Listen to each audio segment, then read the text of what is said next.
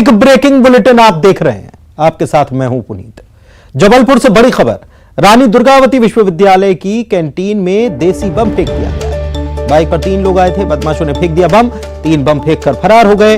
बम की आवाज से परिसर में दहशत फैल गई। बम फेंकने की घटना सीसीटीवी में कैद हो गई। पुलिस ने यूनिवर्सिटी पहुंचकर जांच शुरू कर दी है। तस्वीरें आपको दिखा रहे हैं, देखिए जरा। एक तरफ सीसीटीवी की तस्वीरें और दूसरी तरफ यूनिवर्सिटी कैंपस की तस्वीर जहां बम फेंका गया था वो, और दूसरा ये देखिए बम फेंके गए, उसके बाद धुआं उठा यहां पर और तेज धमाका हुआ। देसी बम बताए जाते हैं। जबलपुर से रानी दुर्गावती विश्वविद्यालय की कैंटीन में बम फेंकने की खबर सबको हैरान कर गई, सनसनी फैल गई। अब पुलिस पूरे मामले की जांच में जुटी हुई। 3 बम फेंके गए, देखिए एक के बाद एक 3 यहाँ धमाके होते हैं। और ये बम जो है ये देसी बम, देखिए मौके की तस्वीर आपको, कैंपस की तस्वीर आपको दिखा रहे हैं जहां पर बम फेंका गया। यूनिवर्सिटी ने भी इस मामले में पता लगाना शुरू कर दिया कि कौन लोग हैं। पुलिस ने भी पहुंचकर जांच शुरू कर दी है। सीसीटीवी फुटेज के आधार पर लोगों को तलाशा जा रहा है। पवन हमारे संवाददाता हमारे साथ लाइव जुड़े हुए हैं, सीधे उन्हीं के पास चलते हैं और जानते हैं कि क्या है ये पूरा मामला, कौन लोग इसके पीछे हैं। पवन, क्या जानकारी पुलिस के पास अभी तक निकलकर सामने आई है? कौन लोग हैं यूनिवर्सिटी में बम फेंक रहे हैं कैंटीन एरिया में? क्या जानकारी निकलकर अभी तक तफ्तीश में सामने आया? जी बिल्कुल, अभी तक जो है जानकारी सीसीटीवी फुटेज देखे जा रहे हैं। नकाबपोश बदमाश बताए जा रहे हैं जो बाइक में सवार होकर आए थे और एक के बाद एक 3 बम उन्होंने फेंके और बम फेंकने के बाद सीधे शहर की तरफ भाग निकले।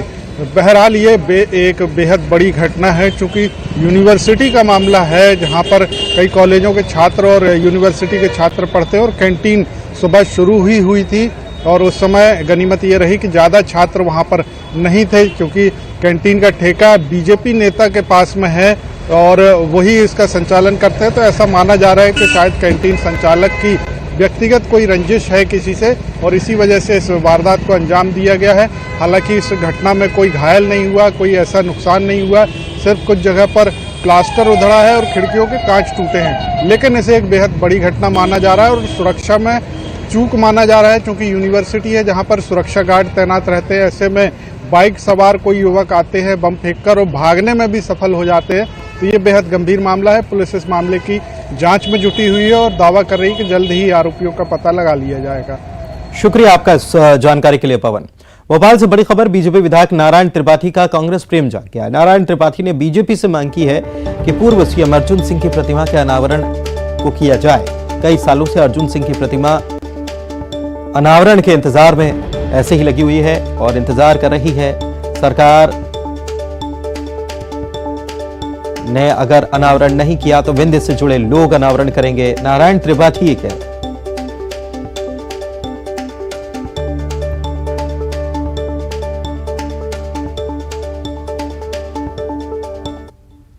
को नानके पेट्रोल पंप से गायब कर दिया गया और बड़े मुश्किल से खोजते हुए मैं अभी कुछ दिनों पहले ही पता पाया कि यहाँ पर ये मूर्ति फिर रस्सी में बांधी हुई पड़ी है। तो मैं आज यहाँ पर स्थल पर आकर माननीय मुख्यमंत्री जी से आगाह करता हूँ कि 4 मार्च को उनकी पुण्यतिथि है। उस पुण्यतिथि के पहले इस प्रतिमा का सम्मान के साथ अनावरण किया जाए। ये अकेले नारायण त्रिपाठी की भावना नहीं है, ये पूरे मध्य प्रदेश के लोगों की भावना है कि स्वर्गीय माननीय अर्जुन सिंह जी की प्रतिमा लगे और उसका अनावरण हो। अर्जुन सिंह जी ने इस राज्य को बहुत दिया है और वो एक ऐसे राजनेता रहे हैं जिनके बारे में कहा जाता है कि वो व्यक्ति नहीं, एक संस्था, एक इंस्टीट्यूशन है। मैंने तो उनसे बहुत सीखा है। राजनीति के प्रारंभ काल में उनका सौभाग्यशाली सानिध्य मिला और जिसने बहुत सीखने का अवसर दिया। हम सब लोगों की ये भावना है कि जो नारायण त्रिपाठी कह रहे हैं वो भले बीजेपी के एमएलए हैं, लेकिन हम अर्जुन सिंह जी के व्यक्तित्व को उनकी मृत्यु के उपरांत किसी राजनीतिक दल या विचारधारा से नहीं जोड़ते। इसलिए सबकी भावना है कि उनकी प्रतिमा लगे और उसका अनावरण होना चाहिए। कोई भी महापुरुष हो जिसने अपना कंट्रीब्यूशन किया है समाज के लिए, प्रदेश के लिए, उनकी मूर्ति के अनावरण की या उनको स्थापित करने के लिए कई प्रकार की मांगे आती हैं समाज की ओर से। पर सबसे बड़ा सवाल ये है कि अर्जुन सिंह जी की प्रतिमा को लटकाने, भटकाने और दरकिनार करने का काम किया किसने था? 15 महीने की कमलनाथ जी की सरकार थी और गुटबाजी के अंदर जो इतने बड़े कद के कांग्रेस पार्टी के नेता रहे उन्हें साइडलाइन किया गया है। तो निश्चित तौर पर अगर भारतीय जनता पार्टी का कोई विधायक, कोई नेता इसकी चिंता कर रहा है तो ये शुभ संकेत है। और अनुराग हमारे साथ जुड़े हुए हैं, उनसे बात करते हैं इस मामले पर। अनुराग, महापुरुषों की मूर्तियां बनाई जाती हैं, लगाई जाती हैं, अर्जुन सिंह की मूर्ति भी तैयार है, अनावरण का इंतजार है। हमने बीजेपी कांग्रेस की प्रतिक्रिया भी सुनवा दी, नारायण त्रिपाठी क्या कह रहे हैं सुना दिया, लेकिन एक शब्द खटक रहा है, आगाह करता हूं मुख्यमंत्री को। बीजेपी के विधायक की यह भाषा किसके द्वारा बतलाई गई है या उनकी खुद की भाषा है? देखिए, बिल्कुल अर्जुन सिंह की प्रतिमा को बीते 3 सालों से अनावरण का इंतजार है, लेकिन अब जो है नारायण त्रिपाठी अपनी ही सरकार के खिलाफ मोर्चा खोलते हुए नजर आ रहे हैं। जिन शब्दों का इस्तेमाल नारायण त्रिपाठी ने किया है उससे साफ तौर पर नजर आ रहा है कि वो अपनी पार्टी के लिए मुश्किलें खड़ी करने वाले बयान दे रहे हैं। दरअसल विंध्य की राजनीति को उठाते हुए नजर आए नारायण त्रिपाठी। इससे पहले अलग विंध्य प्रदेश की मांग को लेकर भी उन्होंने आंदोलन चलाने का ऐलान किया था और विंध्य में कई जगह पर यह आंदोलन चलाया भी गया था। अब विधानसभा के चुनाव नजदीक है और ऐसे में फिर अर्जुन सिंह को विंध्य की राजनीति से जोड़कर नारायण त्रिपाठी कहीं ना कहीं श्रेय लेने की कोशिश में, और यही वजह है कि लंबे समय से अनावरण का इंतजार कर रही अर्जुन सिंह की प्रतिमा पर जो स्थल है वहां पर नारायण त्रिपाठी आज पहुंचे और जिस तरीके के बोल उनके निकल कर आए वो साफ तौर पर संकेत देने वाले थे कि नारायण त्रिपाठी सिर्फ अपनी राजनीति चमकाने की कोशिश में और विंध्य से इसको जोड़कर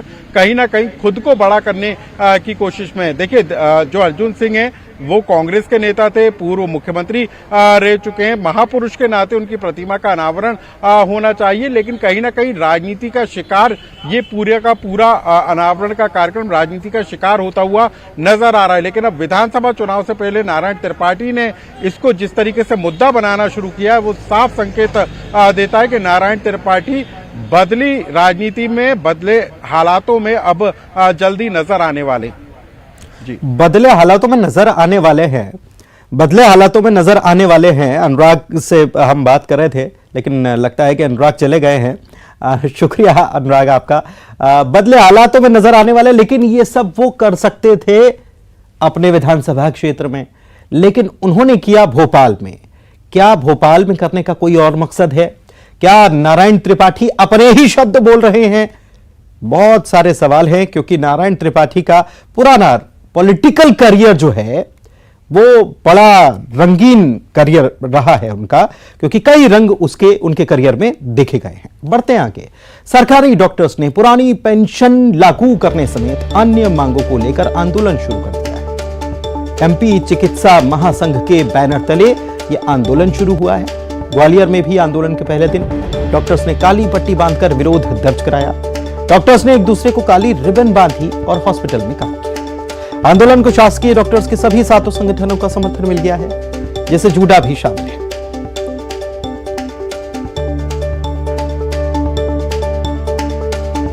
पट्टी बांध के काम किया है, सबने मेडिकल कॉलेज में चिकित्सक काली पट्टी बांधकर पढ़ा रहे हैं। 1000 बिस्तर में काली पट्टी बांधकर काम कर रहे हैं। डिस्ट्रिक्ट हॉस्पिटल मुरार, हजीरा, सिंधे की छावनी, सब जगह काली पट्टी बांधकर काम किया जा रहा है।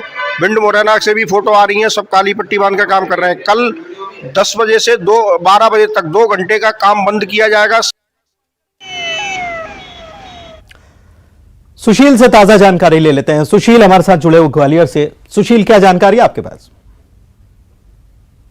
देखिए, मध्य प्रदेश में डॉक्टर्स की जो प्रस्तावित हड़ताल थी उसी हड़ताल के तहत आज पहले चरण में काली पट्टी बांधकर मध्य प्रदेश के डॉक्टर काम कर रहे हैं। दरअसल इन डॉक्टरों की मांग पेंशन सहित अन्य मांगे हैं जिनको लेकर लंबे समय तक सरकार से आश्वासन मिलता रहा, लेकिन जब ये मांगे पूरी नहीं हुई तो डॉक्टरों ने अल्टीमेटम के हिसाब से आज पूरे प्रदेश में काली पट्टी बांधकर काम किया है। लगभग 10,000 से ज़्यादा डॉक्टर हड़ताल पर है। इसमें सरकारी डॉक्टरों के जो संगठन है 7 संगठन, उन सभी का इसमें समर्थन है। ग्वालियर के जयरोग्य अस्पताल सहित मध्य प्रदेश के सभी मेडिकल कॉलेज, इसके अलावा जिला अस्पतालों के सरकारी डॉक्टर आज काली पट्टी बांधकर हड़ताल कर रहे हैं और कल 2 घंटे का काम बंद हड़ताल रहेगी इन डॉक्टरों की। इसके अलावा परसों यानी 17 फरवरी से सभी डॉक्टर पूरी तरह से काम बंद अनिश्चितकालीन हड़ताल पर चले जाएंगे और उसके बाद निश्चित तौर पर कहीं ना कहीं स्वास्थ्य सेवाएं चरमरा जाएगी, क्योंकि इन डॉक्टरों का कहना है कि सरकार ने उनकी बात नहीं मानी। आज काली पट्टी बांधकर प्रदर्शन है, कल 2 घंटे का काम बंद प्रदर्शन है। अगर 2 दिन में सरकार ने अगर उनकी मांगों पर गौर नहीं किया और ठोस कदम नहीं उठाया तो 17 तारीख से जो उनका अनिश्चितकालीन काम बंद हड़ताल है वो शुरू हो जाएगी। तो न सिर्फ मेडिकल कॉलेज बल्कि सरकारी जिला अस्पताल, सामुदायिक स्वास्थ्य केंद्र, प्राथमिक स्वास्थ्य केंद्र, सभी जगह व्यवस्थाएं चरमराने लग जाएगी अगर परसों इन डॉक्टरों की काम बंद हड़ताल शुरू होती है। तो ग्वालियर में ही अगर बात करें तो ग्वालियर में मध्य प्रदेश के अलावा राजस्थान और उत्तर प्रदेश के मरीज बड़ी तादाद में आते हैं। तो कहीं ना कहीं अगर ये हड़ताल 2 दिन बाद काम बंद हड़ताल पूरी तरह से होती है डॉक्टरों की तो स्वास्थ्य सेवाएं चरमरा जाएगी। इसके लिए अब देखना यही है कि इसकी नौबत नहीं आना चाहिए, स्वास्थ्य विभाग को पहले ही बात कर लेना चाहिए। 2 घंटे भी डॉक्टर्स काम बंद क्यों करें, क्योंकि डॉक्टर को तो धरती का भगवान कहा जाता है, और अगर 2 घंटे भी भगवान अगर काम बंद कर दें तो क्या हालत बन सकते हैं, स्वास्थ्य विभाग को समझना होगा। शुक्रिया आपका। बढ़ते हैं आगे। सागर से बड़ी खबर, पूर्व मंत्री सुरेंद्र चौधरी के बिगड़े बोल सामने आए। कलेक्टर के लिए आपत्तिजनक शब्द इस्तेमाल करते हुए वीडियो वायरल हो गया। सागर कलेक्टर के लिए आपत्तिजनक शब्दों का इस्तेमाल किया, सुनवा देते हैं। आज आजीविका मिशन के ठेके हो रहे हैं, आंगनबाड़ी के ठेके हो रहे हैं, आज यहाँ की छोटे छोटे ठेके हो रहे हैं। एक कलेक्टर उल्लू का पट्टा ये क्या करता है, कहता है इसको ठेका दो, इसको ठेका दो, ये कलेक्टर का काम हो गई। कलेक्टर को क्या कह दिया बताइए। ये पूर्व मंत्री हैं, कई बड़ी जिम्मेदारियां वो निभा चुके हैं, संगठन में भी निभा चुके हैं, लेकिन बताइए कलेक्टर को क्या ऐसा बोला जा सकता है? अपने आगे तो माननीय लगवाना चाहते हैं और कलेक्टर साहब को ऐसे शब्द इस्तेमाल करवा सकते हैं, कर सकते हैं आप क्या? अनुराग श्रीवास्तव हमारे संवाददाता हमारे साथ जुड़े हुए हैं, सीधे उन्हीं के पास, उन्हीं का रुख कर लेते हैं। अनुराग बताइए, ये पूर्व मंत्री, और भाई जाहिर सी बात है कि मंत्री हैं तो किसी विभाग के होंगे, विभाग में कई सारे अधिकारी होंगे और अधिकारी जो होते हैं वो आईएएस स्तर के ही होते हैं, लेकिन ऐसी भाषा कलेक्टर के लिए पूर्व मंत्री, बताइए। बिल्कुल पुनीत, देखिए ना सिर्फ पूर्व मंत्री हैं बल्कि प्रदेश कांग्रेस कमेटी के वो कार्यकारी अध्यक्ष भी हैं और संगठन में महत्वपूर्ण जिम्मेदारी भी संभाल रहे हैं, लेकिन किसी अधिकारी को लेकर इस तरीके के अपशब्दों का इस्तेमाल करना राजनीति में कहां तक उचित ठहराया जा सकता है, इसको लेकर अब सवाल उठने लगे। ये बात ठीक है कि कई बार खुद कमलनाथ इस बात का जिक्र कर चुके हैं कि जो बीजेपी का बिल्ला लेकर जेब में घूम रहे हैं उनकी लिस्ट कांग्रेस पार्टी तैयार कर रही है। लेकिन इसके अलावा अब जिन शब्दों का इस्तेमाल कांग्रेस के नेता करते हुए नजर आ रहे हैं उसको कहीं से भी उचित ठहराया नहीं जा सकता, क्योंकि पूरा का पूरा मामला मकरोनिया में जो हत्याकांड है और किसानों की समस्या को लेकर जो आंदोलन किया गया था उसमें सुरेंद्र चौधरी शामिल हुए थे, लेकिन उन्होंने कलेक्टर तो बोला, हालांकि कलेक्टर का नाम उन्होंने नहीं लिया, लेकिन कलेक्टर का नाम कलेक्टर बोलकर और उनको उल्लू का पट्टा करार दिया और सरकार के चापलूसी करने वाला अधिकारी भी बताया। तो कुल मिलाकर जिन शब्दों का इस्तेमाल नेता करते हुए नजर आ रहे हैं उसको ना तो राजनीतिक रूप से उचित ठहराया जा सकता है और ना ही किसी भी आचार संहिता के तहत उसको सही कहा जा सकता है। विधानसभा चुनाव होने में अभी समय बाकी है, लेकिन जिस तरीके का शब्दों का इस्तेमाल अभी से होता हुआ नजर आ रहा है वो बताता है कि आने वाले समय में चुनाव के दौरान सियासत में मध्य प्रदेश में चुनाव होना, अनुराग, और बड़े रंग देखने को मिल रहे हैं, बहुत अलग अलग रंग। बताइए, एक तरफ तो ये माननीय ऐसे शब्द कह रहे हैं, दूसरी तरफ कलेक्टर पन्ना में क्या कह रहे थे आपको हमने बताया ही था कि वहां बीजेपी के लिए वो प्रचार करते हुए नजर आए थे एक प्रकार से। तो दोनों प्रकार के अलग अलग रंग फिलहाल आपको लिए चल रहे हैं। रीवा ज्योतिरादित्य सिंधिया महिला सम्मेलन यहां पर जो हो रहा है उसमें सौगात देने के लिए पहुंचे हैं। रीवा एयरपोर्ट का शिलान्यास। पूरे देश में बन चुके। उड़ान योजना के तहत जहां सब्सिडी देकर 2500 रुपया में एक व्यक्ति हवाई जहाज में अपना आवागमन कर सकता है, हवाई चप्पल पहनने वाला भी हवाई जहाज में जाए।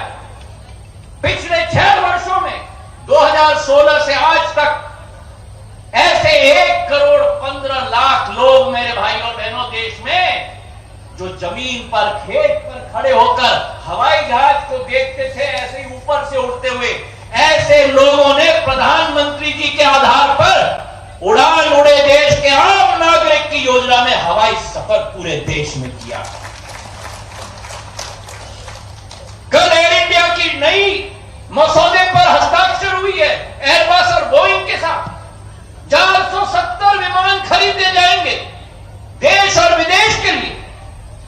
और अमेरिका राष्ट्र का राष्ट्रपति, आप कभी कल्पना कर सकते थे कि ये वो भारत है जिस भारत में प्रधानमंत्री जी के नेतृत्व के आधार पर अमेरिका जैसा प्रगतिशील देश का राष्ट्रपति ये बखान करे कि भारत की कंपनी ने मेरे अमेरिका को ऑर्डर दे दिया है और अमेरिका में रोजगार भारत के कंपनी के आधार पर बढ़ेगा। यह संभव हो पाया है केवल नरेंद्र मोदी जी की सरकार में प्रदेश देश के अंदर। तो आज इस दिवस पर रीवा की समस्त जनता को मैं बधाई देना चाहता हूं। मुख्यमंत्री जी को मैं धन्यवाद अर्पित करना चाहता हूं। राजेंद्र शुक्ल जी, गिरीश गौतम जी, जनार्दन द्विवेदी जी को, हमारे सारे विधायकों को मैं धन्यवाद अर्पित करना चाहता हूं। और मेरा सौभाग्य है कि रीवांचल की इस विकास और प्रगति की गाथा में मेरा छोटा सा योगदान रहेगा। मैं अपने आप को सौभाग्यशाली समझता हूं।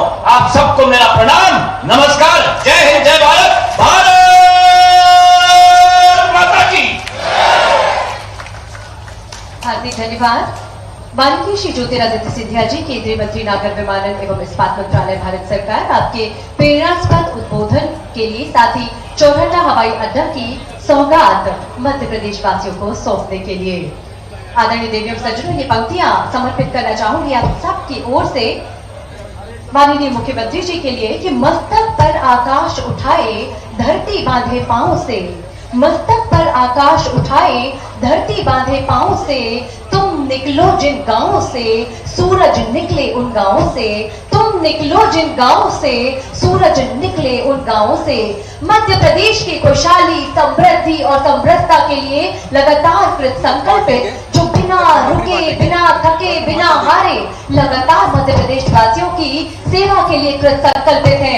आइए हम सबकी जोरदार तालियों के बीच हम आमंत्रित करते हैं उद्बोधन के लिए मध्य प्रदेश के माननीय मुख्यमंत्री श्री शिवराज सिंह चौहान जी के लिए।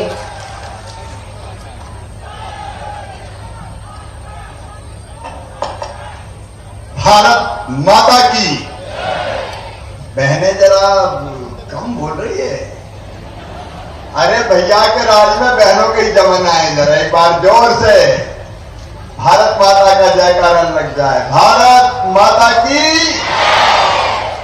आज इस मंच पर उपस्थित भारत सरकार के नागर विमानन और इस्पात मंत्री, और मैं सच कहूं इस टर्म में मैं आपके कारण ही तो कर पा रहा हूं। अरे भैया, पिंडे ने तो मुझे खूब दिया था।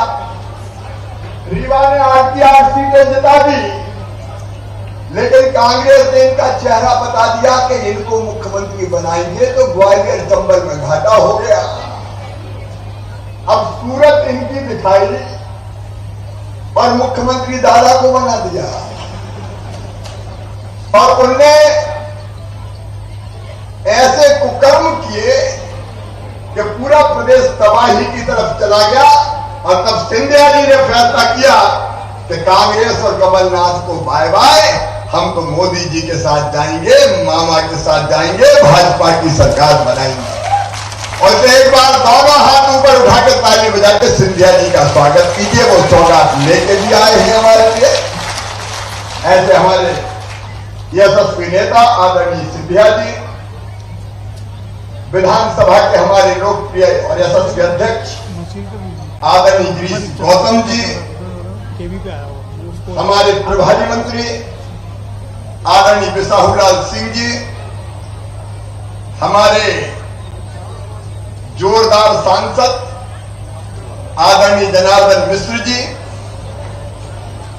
विकास की सौगात के लिए लगातार दिनों रात प्रयत्न करने वाले हमारे लोकप्रिय विधायक आदरणीय राजेंद्र शुक्ला जी, आदरणीय नागेंद्र सिंह जी गुड़ के विधायक, दिव्यराज सिंह जी, लेकिन उनके पहले पुष्पराज सिंह जी जो हमारे बीच विराजमान हैं, दिव्यराज जी, प्रदीप पटेल जी, पंचूलाल प्रजापति जी, श्यामलाल द्विवेदी जी, केपी त्रिपाठी जी, मेरे सभी विधायक साथीगण, जिला पंचायत के अध्यक्ष बहन नीता कौल जी, प्रणब प्रताप सिंह जी, वेंकटेश पांडे जी, हमारे जिला अध्यक्ष भारतीय जनता पार्टी के भाई अजय सिंह जी, प्रदेश के मंत्री राजेश पांडे जी, अनिल पटेल जी, भाई वीरेंद्र गुप्ता जी, प्रज्ञा त्रिपाठी जी, राजेंद्र पांडे जी, बुद्ध सेन जी, कमलेश्वर सिंह जी, विद्या प्रकाश जी, अर्जुन सिंह जी, राम सिंह जी, राजेंद्र तामकर जी, विमलेश जी, रावेंद्र मिश्रा जी। अब भरा पूरा मंच है, इसलिए आदरणीय मंच, मेरी बहनों, मेरे भाइयों, भांजे भांजियों, दोनों हाथ जोड़ के आप सबको राम राम, आप सबको प्रणाम। प्रधानमंत्री जी को हृदय से धन्यवाद, और ज्योतिरादित्य जी आपको आपका अभिनंदन। आज एक सपना और संकल्प पूरा हो रहा है। मैं आज कह रहा हूं केवल रीवा नहीं, हमारा संपूर्ण विंध्य और बघेलखंड आज विकास की उड़ान भरने के लिए तैयार है। यह हवाई अड्डा